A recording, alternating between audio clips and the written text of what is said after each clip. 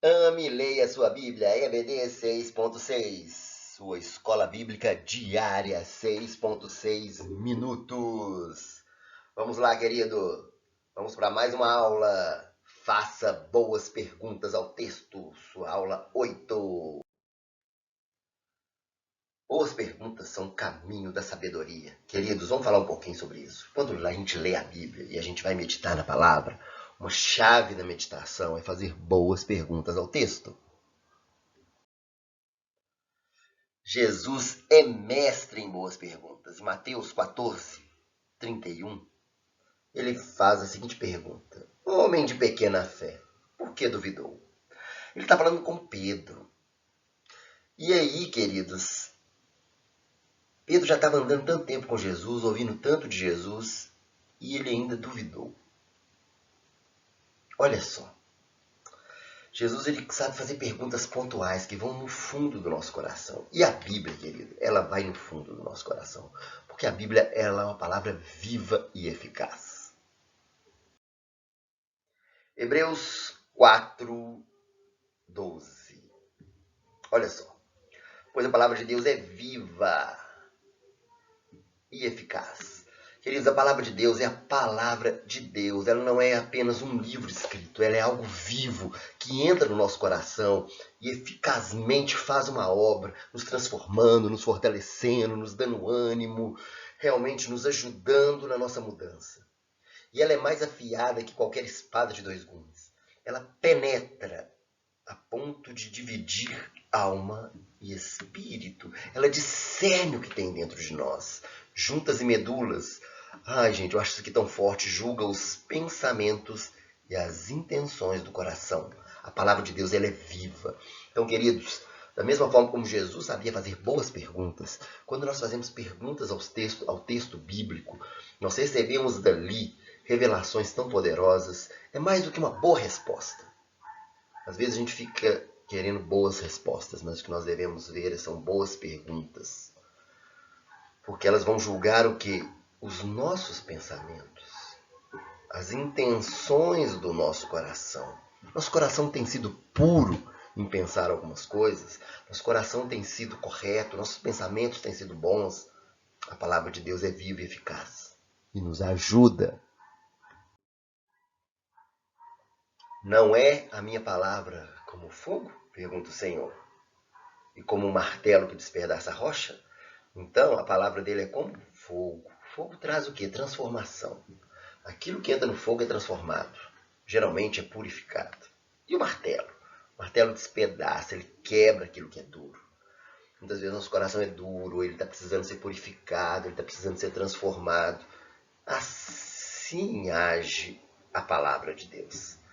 Ela age em nossos corações de forma tal que o nosso coração é o quê? Transformado.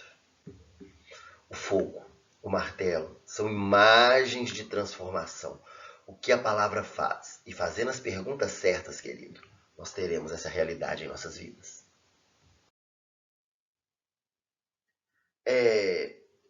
Uma boa pergunta. Existe algum comando para obedecer? A Bíblia fala muito em amar a Deus e amar ao próximo. É um comando. É algo que eu preciso obedecer. Amar. Geralmente, quando tem um verbo, ele implica numa ação. E aí, essa ação, muitas vezes, é colocada, eu estou executando essa ação? Eu estou obedecendo essa ação? Eu estou colocando essa ação em prática? Então, existe algum comando para obedecer? Da mesma forma, existe alguma ação que eu não estou fazendo e que eu preciso passar a fazer? Ou que eu estou fazendo e eu preciso parar de fazer? Então, queridos, amar. Eu preciso amar. Então, eu preciso o quê? Obedecer. Então, eu preciso agir e amar. Ou eu preciso deixar de amar alguma coisa, o mundo, por exemplo. Então, eu tenho que obedecer e deixar de amar o mundo, por exemplo. Existe algum exemplo para ser seguido? Gente, quando eu leio Salmos, eu fico impactado com os salmistas. Eles abrem o coração para Deus, eles escancaram o coração para Deus. Quando eu leio, por exemplo, o profeta Jeremias, que muitos chamam de profeta chorão, eu fico muito impactado porque ele tem um coração muito aberto para Deus, muito rasgado para Deus. Ele fala o que ele está sentindo. Isso para mim é um grande exemplo a ser seguido.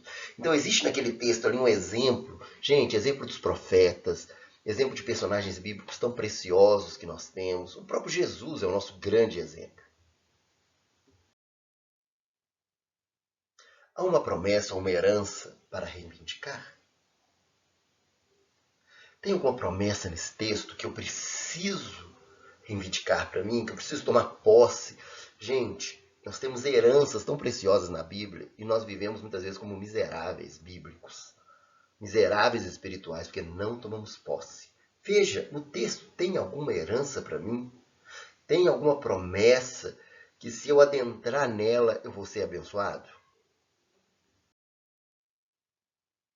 Uma outra pergunta muito importante: tem algum pecado que eu preciso evitar? Tem algum pecado que eu preciso deixar de fazer? Ou que eu preciso vigiar? Olha bem para esse texto. Olha bem para ele. Quando a gente lê Gálatas capítulo 5, a gente vê os frutos do Espírito e também as obras da carne. E nas obras da carne a gente vê tanta coisa ali que precisa ser evitado. E o mais legal desse texto é o seguinte, porque fruto do Espírito é o quê? É algo que brota. Obra da carne é algo da nossa ação, a gente faz. Então, o que eu devo fazer? Eu devo eliminar essas obras da carne. Existe algum princípio a ser seguido? Quando Jesus nos manda amar ao próximo como a nós mesmos, por exemplo, é um princípio. Eu preciso seguir esse, eu preciso amar o meu próximo. Porque princípio é algo que não tem como eu quebrar. Eu preciso amar o meu próximo. É um fato, é inegável. Outro princípio inegável é a lei da semeadura, por exemplo. Aquilo que eu semear, eu vou colher. Aquilo que eu plantar, eu vou colher. Então, tem algum princípio nesse texto que eu preciso seguir? Use a imaginação para fazer perguntas. De novo eu estou falando, use a sua imaginação. Imagine você com algum personagem bíblico. Imagine você com Daniel na cova dos leões. Ou imagine você com Josué em frente à cidade de Jericó. Faça perguntas para aquele personagem. Imagine-se fazendo perguntas. Imagine-se naquela situação. Faça perguntas legais. E obrigado por assistir. Mais esse tempo tão precioso com Deus. Deus te abençoe. Amém.